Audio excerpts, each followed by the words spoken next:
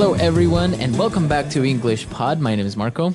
And my name is Catherine, and today we have an advanced media level lesson, so that's the very highest of our levels. Right, and we're going to be talking about a very popular tradition in North America, a Thanksgiving dinner. Okay, so Thanksgiving is a very special holiday for Americans, and Canadians also celebrate it. But on different dates, right? Canadians have it on a different date. Exactly. I'm not sure what the Canadian date is, but Americans celebrate it at the end of November. The day changes every year because it's a Thursday, but we usually have the day off from work or school, and we all eat together and celebrate the year and celebrate the harvest and celebrate our families and friends. So this tradition of Thanksgiving, what do you commemorate or what do you celebrate?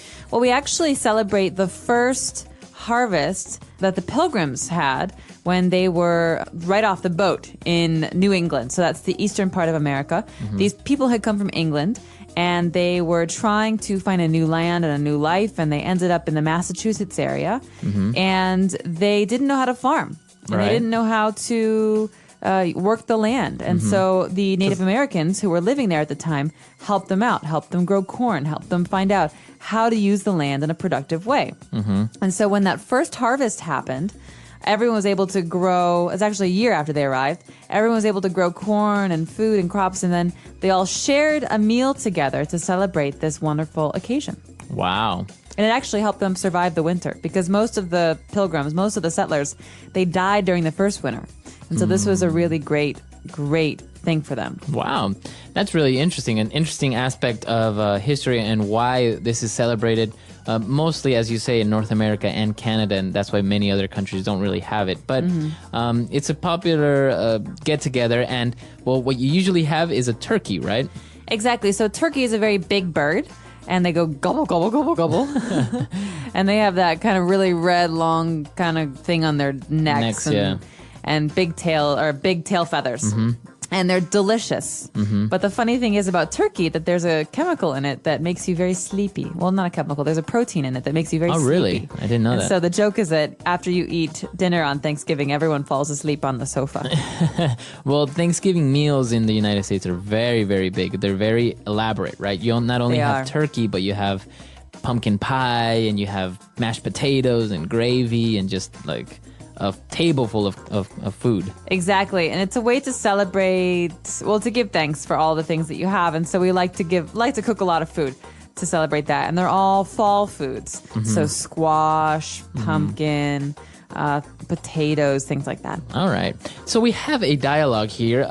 So it's just that. It's a guy who is preparing a turkey dinner and also preparing pumpkin pie, but he's doing it in a very peculiar way. So why don't we listen to the dialogue, and then we'll come back and just talk a little bit about the different terms that he used.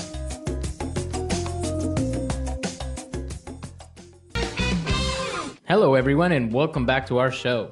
Today, we are going to learn how to cook the perfect Thanksgiving turkey. I will share a secret that I have kept for over 30 years on how to cook the perfect, most mouth-watering, juiciest turkey in the world. Let's get started. First of all, we must bring out our key ingredient, whiskey.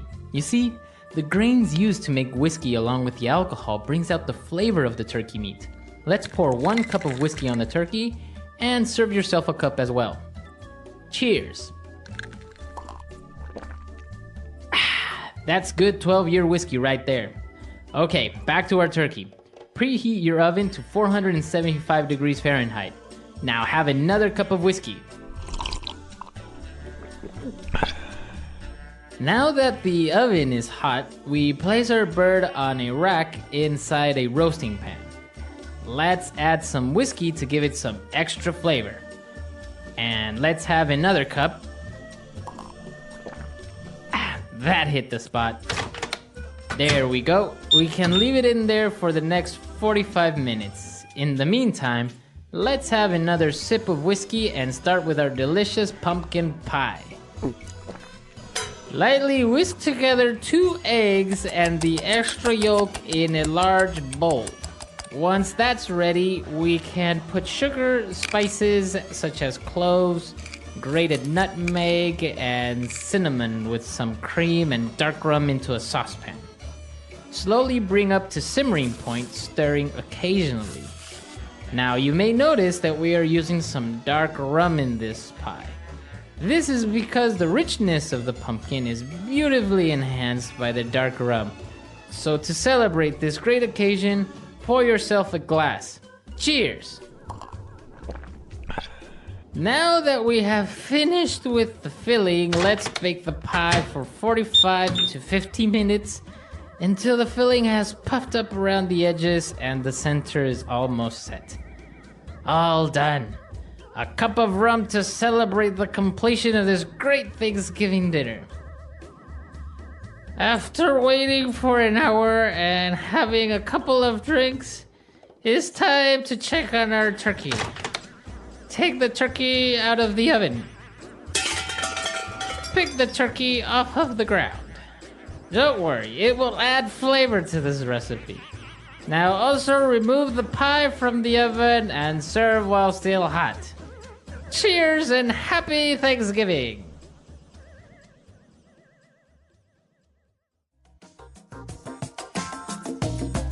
All right, we're back. So I think this is going to be one great Thanksgiving dinner for him. Oh my gosh. And talking about this is making me so hungry. This always happens when we have food lessons. What about, do you have any family members who actually drink a little bit too much during Thanksgiving? Yes, and I won't say who. All right. So as he was preparing the Thanksgiving dinner, he mentioned a couple of things. For example, a mouth-watering turkey. Mouth-watering. So this is a way to say appetizing. You know when you see something delicious on TV and Your mouth starts to water. You're salivating. That means that your brain is telling you that you want to eat it. Right. And so your mouth starts to water. So we say that something that's very appetizing, something that looks like it will taste very, very good, it's mouth-watering. Mouth-watering. All right, so he was preparing a mouth-watering turkey. Mm-hmm. So moving on, he mentioned that he had a key ingredient for his turkey, and it was whiskey. Not only whiskey, but 12-year whiskey.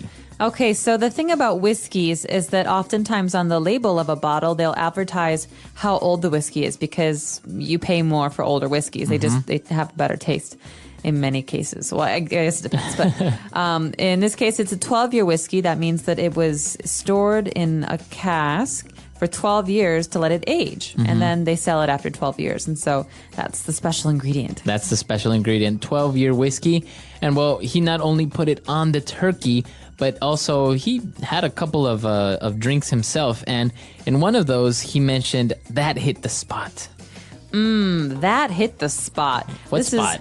The spot.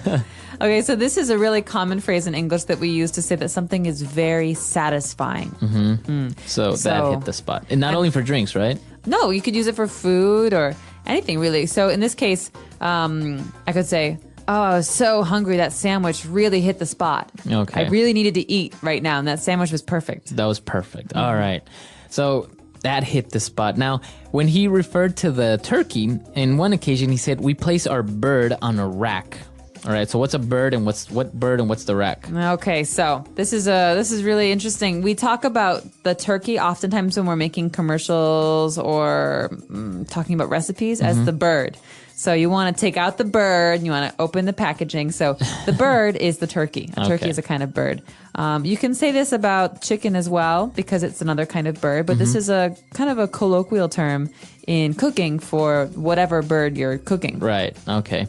And when you're placing it on a rack, what's a rack? Okay. So in our ovens, an oven is it's a kitchen appliance that you have that heats up food. But it's not like a microwave. It's much stronger. And so inside there are metal bars. They're like shelves, but they're open. And so these metal bars are called a rack. Okay. So you put the turkey in the oven on the rack. Right. You can't put it on the base of the oven because then it would burn up. Exactly. And you don't have a shelf because that would be a problem. All right.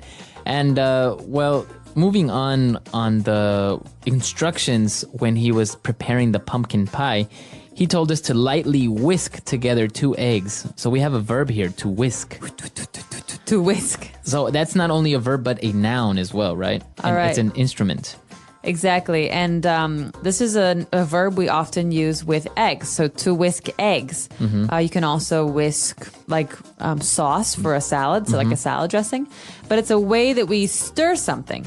And so oftentimes we have an instrument called a whisk that's not like a fork. It actually looks kind of funny. It's got bars on it. Like wire that kind of make a circle. Exactly, and they are very thin wires, and you usually stir very, very, very quickly, especially if you have eggs. This will break up the egg, and Right. it becomes kind of like foamy. Foamy, yeah. To make like an omelet, for example. Exactly. So to whisk is a kind of, it's a way to stir. Okay. And then he mentioned some ingredients such as sugar, spices, and grated nutmeg. So what is this verb, grated nutmeg? Or an adjective, grated? Exactly. So this adjective grated means that, it's a kind of way to cut up something. And so you often hear the term grated cheese. That means not a big chunk of cheese, but we push it against a board to get little pieces of it to fall off. And that's called grated cheese. And so in this case, we have grated nutmeg. That means that it's been kind of, the nutmeg comes in Very pods. small pieces. Yeah, pieces, and we're breaking it down. All right. Very good. And he also mentioned something about bringing the sauce to a simmering point. What is that simmering point? Okay, simmering point is a time when you're cooking where the liquid goes from being calm to being very agitated and moving. But it's not boiling, right? No, boiling means you have big bubbles. Right. Like boiling water. But simmering is where it's kind of little bubble. There's a little bit of action on the surface of the Okay. liquid, but it's not boiling. It's in the middle between flat and calm and agitated and boiling. Boiling. Okay, so that's the simmering point. Very good. And that's pretty much all of the interesting phrases in the dialogue. There are a lot more, but we don't really have time to cover that huge amount of rich vocabulary. So why don't we listen to this dialogue one last time?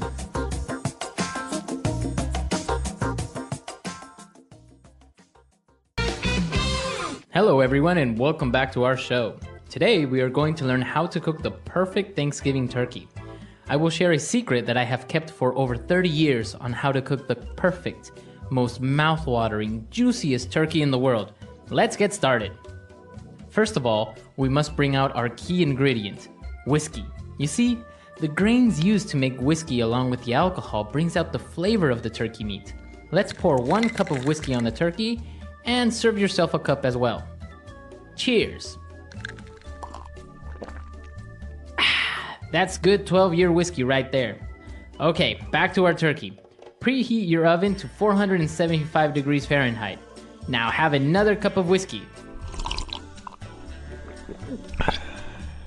Now that the oven is hot, we place our bird on a rack inside a roasting pan. Let's add some whiskey to give it some extra flavor. And let's have another cup. That hit the spot. There we go. We can leave it in there for the next 45 minutes. In the meantime, let's have another sip of whiskey and start with our delicious pumpkin pie. Lightly whisk together 2 eggs and the extra yolk in a large bowl. Once that's ready, we can put sugar, spices such as cloves, grated nutmeg, and cinnamon with some cream and dark rum into a saucepan. Slowly bring up to simmering point, stirring occasionally. Now you may notice that we are using some dark rum in this pie. This is because the richness of the pumpkin is beautifully enhanced by the dark rum. So to celebrate this great occasion, pour yourself a glass. Cheers! Now that we have finished with the filling, let's bake the pie for 45 to 50 minutes until the filling has puffed up around the edges and the center is almost set. All done. A cup of rum to celebrate the completion of this great Thanksgiving dinner. After waiting for an hour and having a couple of drinks, it's time to check on our turkey. Take the turkey out of the oven. Pick the turkey off of the ground. Don't worry, it will add flavor to this recipe. Now also remove the pie from the oven and serve while still hot. Cheers and happy Thanksgiving!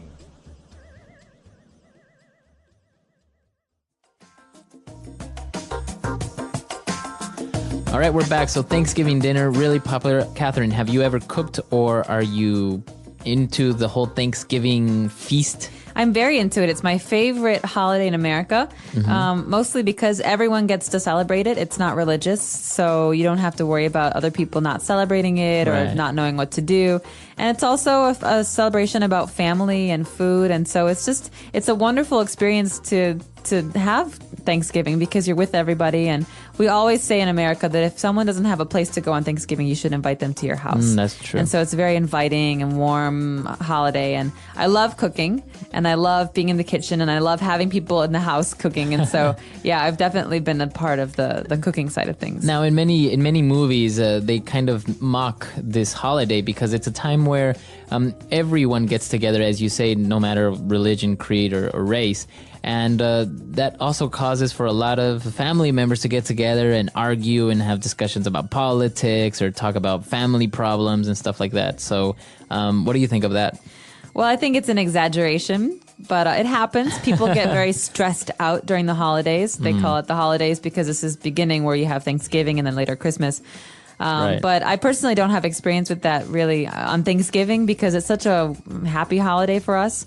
So, and in my family, arguments about politics and history and all that is very encouraged. Oh, okay. And so it's just a part of the holiday where we have one person at the table who says this and the other person says this and you're all drinking and it's fun. I look forward to it. All right, very good. So if you guys have any other questions or doubts about this holiday, because as we say, it's very common in North America and Canada, you can come to our website, englishpod.com. And if you have any other questions or suggestions, you can leave those there as well. We look forward to hearing what you have to say and happy Thanksgiving. Happy Thanksgiving. Bye, everyone. Bye.